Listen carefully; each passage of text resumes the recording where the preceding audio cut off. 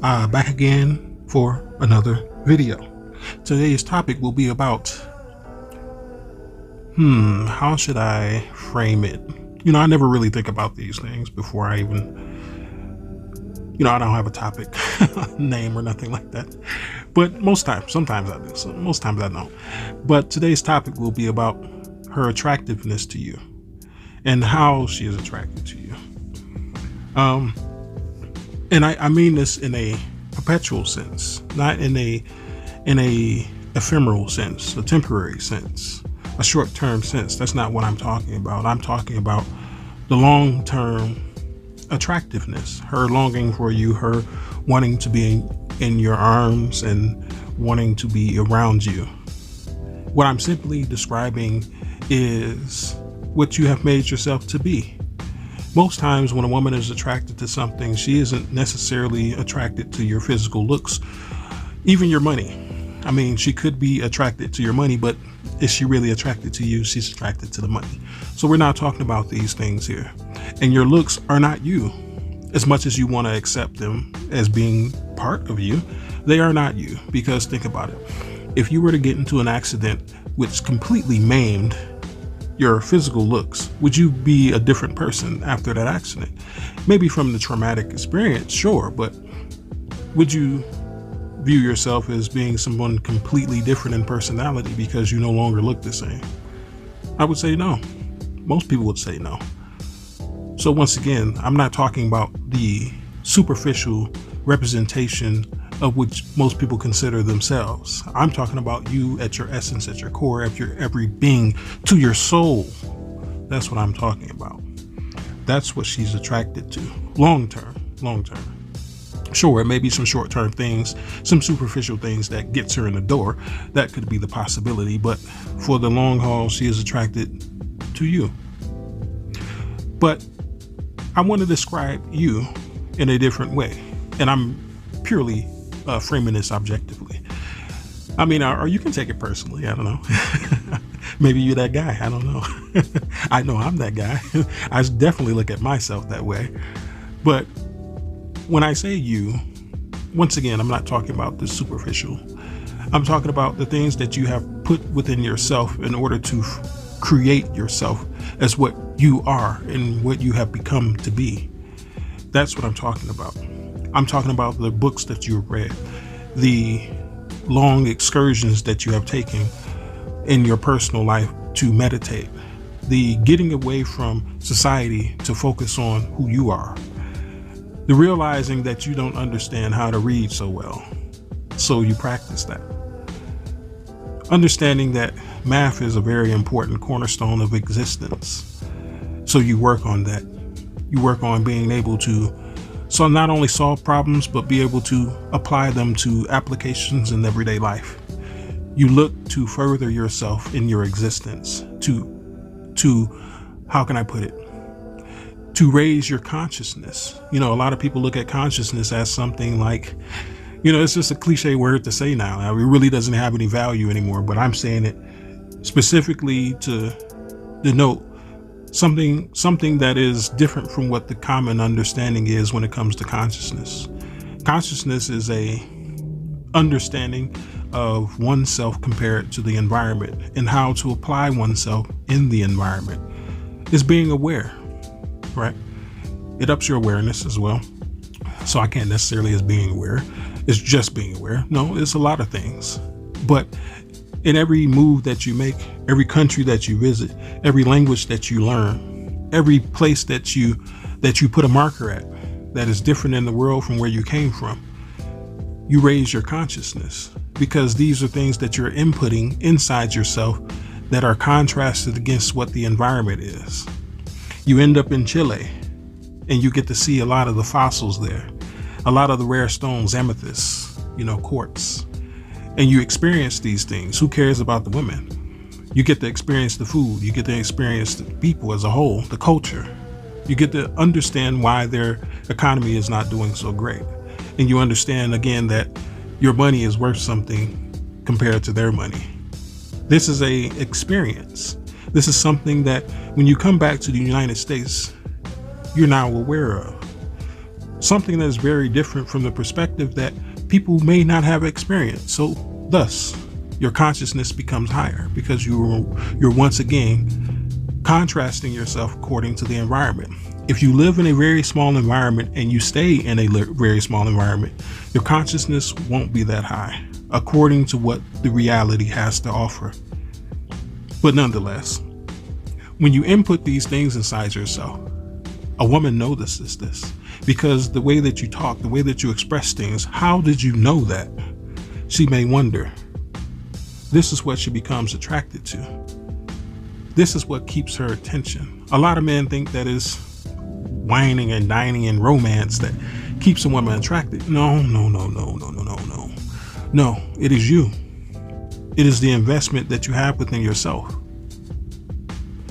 And when you invest in yourself such a heavy amount, you create a presence. And with that presence, you can actually project it. You can project your presence. And a lot of men do this without actually noticing that they do this. But I do it very consciously. I'm able to project my presence into a woman's atmosphere, into a woman's intangible world, and there I reside. And when I'm not around, I'm still there. A lot of people don't understand that, but the women that I've dealt with have definitely understand that because I have gave them a touch of life that they have never experienced before, or have introduced them to some things that they didn't know and they didn't have any experience about. I raised their consciousness, and those things will forever be with them because you'll never forget that trip to Chile, right? Just like they will never forget the things that I have taught them. They will never forget the words that I've said. All this creates a presence. Once again, this is a presence that I project. So not only is it a compilation of experiences, but it is a feeling as well. It's something that cannot be recreated by any other man. And I'm not saying that I'm super special or anything like that. I'm me. I come with imperfections just like everyone else. But nonetheless, I have a certain brand that other men do not have, just the same as they do. And for whatever reason, I'm good at, once again, projecting my consciousness into a woman's intangible world. And once again, there I reside. I've been told many times that I just can't get you off my mind. Everything that I do, I see you, I hear you, I feel you. And I'm not saying this once again because I'm not, I don't like to boast and brag about myself at all. That's not what I'm here to do. And I hope that I don't come across as appealing to that. But when it comes to the dealings that I've had with women, they'll never forget me because I made such an impact on their lives, whether it be positive or negative in their eyes. Nonetheless, it is something that they experienced that was necessary for them to be aware of. And they will never forget this. Once you raise a woman's consciousness, it's hard for it to go back down. You know how many times I've been told by women, I spoil their dreams? They tell me that. They tell me that I spoil their dreams and that they don't want to hear anymore. Right? But that's not necessarily the truth. They want to hear more because they want to know what is it that they may not understand if this is something that is very fundamental. They're wondering what's beneath the tip of the iceberg of what I'm saying. So it's a love-hate relationship in regard to the consciousness that I project, because it gives them something that will last with them for the rest of their lives. They'll never forget the words that I say because I speak truth. And I articulate it in such a way that it paints a picture that you can never unsee. But at the same time, it is a picture of their own lives. It's not something that I paint of mine. It is a picture and experience that they realize and come to terms with. And sometimes there are things within that truth that they don't like.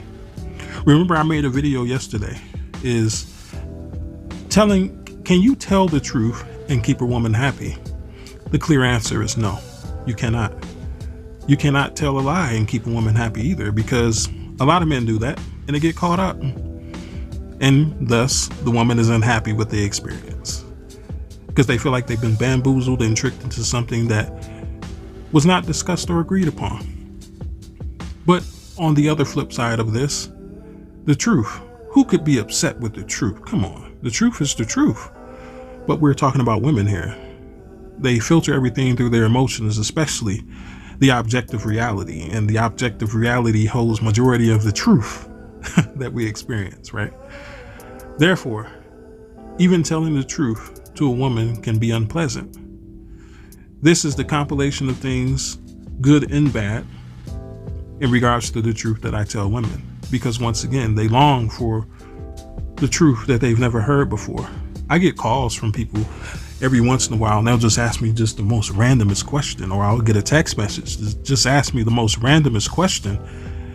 I had a woman who messaged me because I left a comment on something, and she messaged me directly, and she asked me, and my comment was not anything to do with relationships per se. It had nothing to do with that, but the level of projection that I was expressing and what I said, it resonated with people.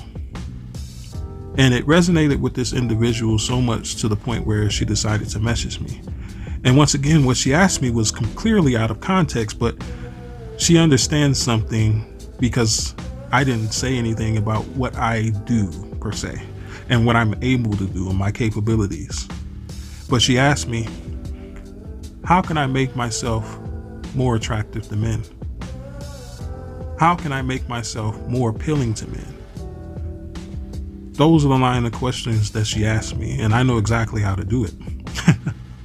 Obviously, I talk about these things on my channel all the time, so I've been doing this for a couple of years now, right? And nonetheless, she decided that something I said resonated with her, but it had nothing to do with what her question was. It's because she realized there was something much deeper than the tip of the iceberg in the consciousness that I was projecting there. I get messages like this all the time. I wouldn't say all the time. I would say like at least once, twice a week, something like that, where it'd either be a random person or to be people that I know, and they want to know things. They come to me. They come to me about their relationships. They come to me, whether it be, with their significant other, or whether it be with their parents, or maybe a friend or something like that. They come to me and they ask my opinion. Why? Why me? Granted, they may ask other people's opinions, but no, I don't think so. Not with the level and the intimacy of the question. I don't think that they would ask people these questions, especially to teach them how to be more appealing to men. I don't think anyone would necessarily ask that, because it takes a certain level of humility and it takes a certain level of honesty that most of the average women do not want to reveal to everyone. Not saying that they don't, but they don't want to reveal that to everyone. And what I said resonated once again with this woman so much. It broke down her vulnerability.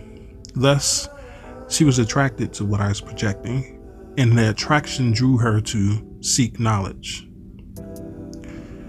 Though some of the things that I told her, she was not happy with, but it was the truth. Once again, a man's purpose should not be relegated or even close to being hinged on a woman's happiness. That's something that especially we as black men need to get away from, because that's how we were raised, especially when we came once again from the gynocracy. So it is very important that we stay consciously aware of our dealings with women and why we choose to do the things that we do, even irregardless of a woman being present. But anyways, when it comes to the woman's attractiveness or attraction to you, it is not you who you want her to be attracted to or to be hooked to. It is your presence that you want her to be hooked to. Why would you want her to be hooked to your presence? Well, first off, your presence is very important, because without it, you don't exist. If you didn't have your own presence, then you wouldn't exist. But the next reason is because Your presence is something that you can always grow and invest in, and it will pay. It will pay you. It will literally pay you. Regardless in experience, maybe money, it will pay you in joy and happiness and accomplishment and satisfaction to invest in yourself.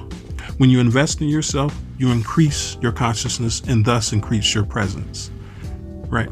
Your presence can speak very loudly without you saying anything. And it can relay things that you don't need to actually verbalize. And the other reason, the main reason, is because when you have such a valuable presence, you can charge what you want for it. You can say, hey, I need X, Y, and Z from you in order for me to continuously give you my presence. For a woman who has the ability to pay for that presence and has the desire for that presence, she's going to pay it. If she values it more than anything else, so much so to the point where, once again, the projection of your presence has captivated her, and now she's in a downward spiral and attraction to your being, then she's going to pay whatever she needs to get there faster and stay there. Though that's not discounting, or not accounting for, rather, that a woman's dysfunction can get in the way of this, because it warps her view of reality. Because especially if you invest in yourself in truth, you're going to project truth in your consciousness and your presence. So if she is not accustomed to truth, even though she may be allured by the initial setup, she can't stay there forever, because it's not an experience that she has went through for the majority of her life, unless she's willing to be reconditioned to accept and acknowledge and relegate and be happy with what the truth is, regardless of if it's pleasant or not. Most women can't do this, but the emotionally evolved woman definitely can do this. And I encourage many women to get there, and I can spot them out, because if I can tell you all of my story and you don't flinch, that means that you're willing to accept it. And I don't mean flinch as far as some of the things that I have to say is they may be discomforting, but what I mean by flinch is if you feel like you shouldn't be here in this truth, if you feel like you shouldn't be around this truth or be in the presence of this truth, then you're not emotionally evolved enough in order to handle what you're attracted to.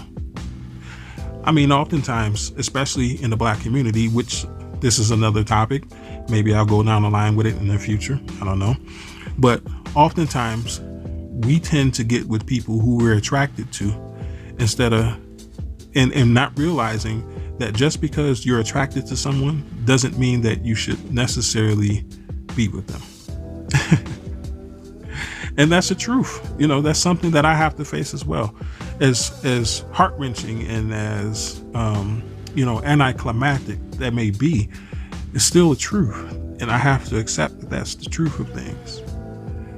But once again, people's dysfunctions get in the way, and they don't see things accordingly. And that doesn't necessitate that this isn't the person that you should be with. It just means that you probably need to get the dirt off your glasses to see correctly. Because once you come to the realization and you come to the emotional maturity that you need to be at, you might realize that this person is who you're supposed to be with, regardless of attraction, because something drew you there. You're there for a reason.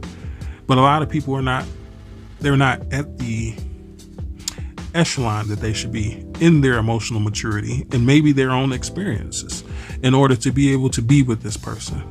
But they love the presence. But once again, that echelon of experience that one should be at, the emotional maturity, is things that they have to put within themselves in order to be able to project out, to pay for the consciousness that they want in their lives, to pay for the presence that they want in their lives. And some people just aren't willing to do that. We definitely need to get away from being with people, especially on a temporary thing, as far as physical attraction, money, these things, because I think personally, let me put it into contrast here. So I would look at the way people are attracted to, and especially women are attracted to men who have money, even though this person is horrible and probably is an ugly person. And I don't mean that physically, and they may be physically. I look at that as being the same as attracted to someone, wanting to be with someone for life just because of how they look. The reason why I look at them in the same category are because these things are temporary and it can change. Who a person is rarely changes. There are things that people go through and they call them, what do they call them? I can't remember the name. They call them events, and then they call them paradigms. I mean, I'll call them paradigms, but they're called something else. The events are your day-to-day life. Those are things that they're events. Got to be at the school, got to be at the job. This person said this, this person ran a red light, almost hit you. It's an event. But the paradigm shifts are when you actually go through something that changes your entire view, or majority of your view, of how you thought the world to be. It's only until those things happen that then your perspective changes and your personality changes. But those don't happen to people a lot. So your personality is kind of a fixed thing for the majority of your life. Sure, you may have been different from 15 than you are at 25, but did you really change that much? Sure, you may have changed maybe the ice cream that you like or the band that you listen to, but you still pick your nose, You still laugh at corny jokes, you know what I mean? Like, that's you, right? All the quirks and all the imperfections, that's you. Those things don't change. Now, those things I think a person should be attracted to, good or bad, regardless of how the moral standing is because those things rarely change. And that's what I mean. When a person invests in themselves and they grow a conscious personality and they grow and project that personality and that presence, they grow that presence and project it. That's something that a woman will be attracted to for a very long time. But anyways, like, comment, and share. Check me out on Facebook. Check me out on Patreon. But until next time, this has been A Wolf in Better Clothes. May you have a good day. And of course, you guessed it, peace be with you.